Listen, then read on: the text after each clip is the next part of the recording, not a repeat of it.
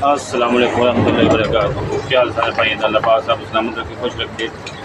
अज का व्लॉग जड़ा वो सन 2025 के 8वां महीना तो व्लॉग बनाने का मकसद ये गल करने का मकसद है कि साडी हुकूमत जी है वो काम करके राजी नहीं।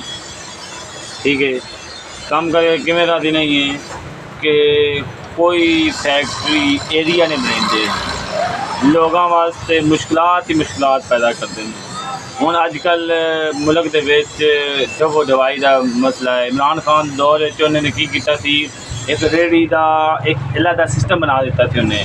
इमरान खान ने की किया सी, इमरान खान ने किया सी कि रेहड़ियां वाले वास्ते अलग एक एरिया बना दिता है भी इत्थे रेहड़ियां लगनियां ने, रेहड़ियां की जगह है इतों की उस कस्टमर को पता होना भी रेहड़ियां की जगह फलानी जगह है और डायरेक्ट उस एरिए के जाएगा। रेहड़ियां वाली एरिए के दुकान वाली साइड से दुकान वाले पास आ जाती है। ठीक है जी, अगर ये हुकूमत जी ये भी अपना काम कर रही है, ठीक है, जब दवाई कर रही है, कोई सफाइयाँ कर रही है, सफाइयाँ की जो लोगों में मुश्किलात ना पैदा करो। मुश्किलात का मतलब है कि पहले रेहड़ियां वाले वास्ते एक मखसूस जगह पैदा की जाए।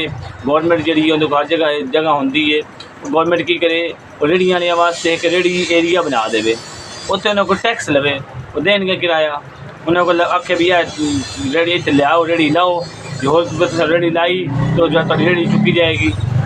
तो की करो, रेहड़ियां वाले वास्ते एक जगह बना दो, रेहड़ियां की जगह है, इतने रेहड़ियां लगसन, रेहड़ियां वाला एरिया बन जाती, वो जगह मैं शहर बन जाती एक जगह का। शहर नाल बाजार के कोई जगह है, कोई ऐसी जगह है मखसूस है, उसे महसूस कर दो भी रेहड़ियां वाले वास्ते जगह है जी, इतने रेहड़ियां लाओ।